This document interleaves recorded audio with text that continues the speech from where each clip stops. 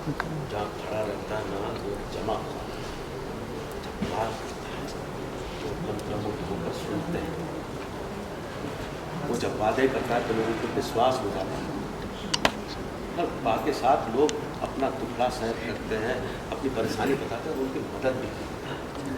लोगों का जुड़ाव है उनके साथ, वीर उनके लिए नेता भी है और पार्टी भी है। भूल गए वो दिन वो जब जनता के लिए पानी का समस्या खड़ा कर दिए और फिर मरहम के तौर पे पानी बहा दिए। जय होता है नेता का आकर्षण और जा से ही होता है पार्टी का प्रचार। अफसोस इस बार ऐसा कुछ नहीं हो रहा है।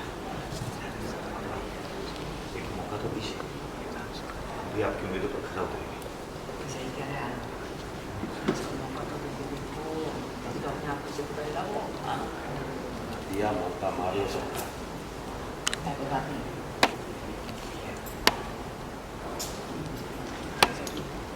सबसे पहले तो मैं ये बताना चाहूँगी कि मेरे फेस पे भी मेकअप बिल्कुल भी नहीं है, you can see natural look क्योंकि थैंक यू। बट मैं बताती हूँ हुआ क्या था। इससे पहले मैंने फेस मास्क लगाया था, उससे दादी एक्चुअली गोबर लगाती है, ठीक है। मेरे फेस पे पर लिटरली वो गोबर नहीं था, मैंने नीम का फेस पैक लगाया था और उसके बाद मैंने चारकोल का फेस मास्क लगाया क्योंकि उससे बहुत बदबू आ रही थी। तो अभी मेरे फेस पे बिल्कुल भी मेकअप नहीं है और मैं सबको कह रही थी यहाँ पे, मैंने कहा सर थोड़ा सा तो टचअप करने दो, मतलब स्क्रीन पे भी ऐसा है कि मैंने मेकअप ही नहीं किया हुआ है। एनीवे वो सब अलग है। बट ये सीन जो चल रहा है इसमें ये है कि दादी ने मुझे फंसा दिया है वीर को ये बोल करके कि जो खाने में पाउडर मिलाया था वो देविका ने मिलाया था, जबकि पूरी प्लानिंग प्लॉटिंग दादी जी की थी। अभी देविका इंडिविजुअल खेल रही थी, अपना चल रही थी, बट दादी ने उसे बोला अपने, उन्होंने पार्टी में इसको कर लिया कि हाँ ऐसे। तो देविका थोड़ा सा ऐसे कि यार बॉस मैं पूरी तरह तो आप पे नहीं ट्रस्ट करूँगी, आप कभी भी फ्लिप कर सकती है, जो कि उन्होंने कल भी किया। सॉरी इसी सीन में भी किया, कल मैंने शूट किया था तो मैंने कल भी किया। तो अभी आगे ये हो रहा है कि वो पीछे तो नहीं हटेगी देविका, बदला तो वो लेगी दादी जी से भी। अब देविका ने क्या किया है, दादी जी को बोला है कि आपको, मैं इतनी बेवकूफ़ नहीं हूँ, आपको एक काम करना पड़ेगा, आपको खुद आपकी गलती है ये मैं बोलूँगी वीर को कि मेरी कोई गलती नहीं, दादी ने मुझे बोला तो मैंने किया, मुझे पता भी नहीं था कि उसमें क्या है, उस पाउडर में क्या है, मुझे बोला विभूति है तो मैंने मिला दिया ऐसा करके, ताकि अब दादी ने बोला चल ठीक है, क्योंकि दादी भी अकेली पड़ गई, दादी को भी कोई ना कोई तो चाहिए। देविका का क्या मेन मकसद है कि उसको सीधे दादी की पोजीशन लेनी है, लाइक उसको पूरा घर अपने उस पर चाहिए।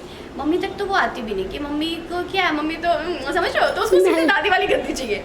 तो वो इसलिए उनकी पीछे पीछे है, उनकी बात मान रही है। But at the same time Devika के दिमाग में ये भी चल रहा है कि बॉस ये कभी भी फिर से अगेन वैसा फ्लिप कर सकती है, कुछ भी कर सकती है। तो उनकी तरफ वो अच्छी अच्छी बन रही है कि ठीक है मैंने आपको माफ़ कर दिया, कोई बात नहीं, जबकि वो लाइन में भी बोलती है कि आज से मैं और आप साथ में नहीं, क्योंकि मुझे आप पे इतना सा भी भरोसा नहीं है।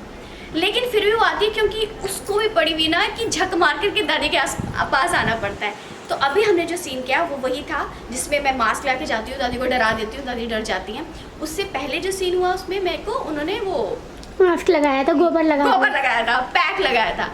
तो ये सीन चला बड़े ही अमेजिंग। आपने देखा क्या?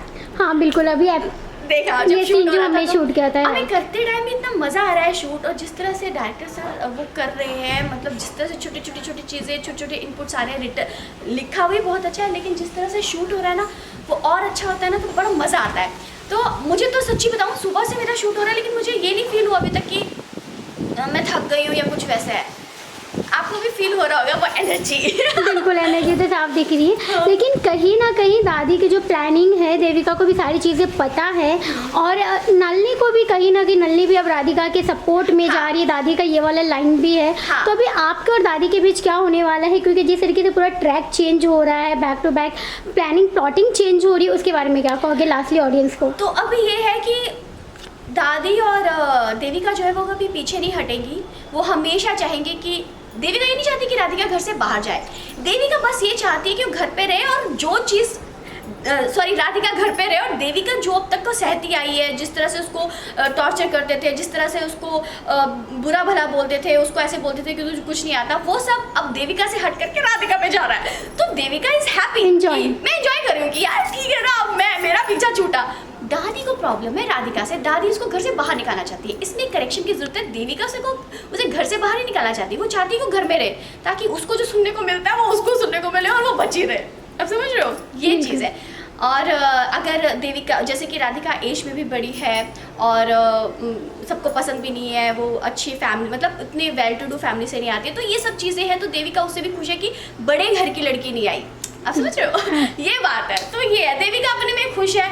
उसको ये कि बस मुझे बातें मत सुनाओ, मुझे सुनने को नहीं चाहिए और मेरे को घर की चाबियाँ दे दो, बाकी तुम लोगों ने जो करना है करो। इतना क्यों खर्चा करते हो, कुबेर का खजाना भी खत्म हो जाएगा।